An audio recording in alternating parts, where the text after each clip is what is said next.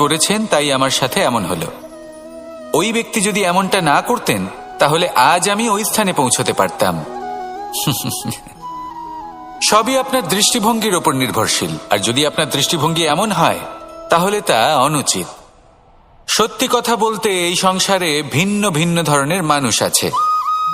এটা আপনার ওপর নির্ভর করছে কিভাবে তাদের স্বাগত জানাবেন। একবার ভাবুন, আমি আমার দুটো হাত সামনে নিয়ে এলাম, দুটো মুঠো খুলে দিলাম। দুই প্রকারের মানুষ আসবেন, কিছু না কিছু দিয়ে যাবেন। এই মুঠো যদি আমি বন্ধ করে দিই তাহলে না কেউ আমাকে কিছু দিতে পারবে, না আমার কিছু যাবে আসবে। নিশ্চয়ই বুঝতে পারছেন এই দুই ধরনের ব্যক্তি কারা এবং তারা কি দিয়ে যান।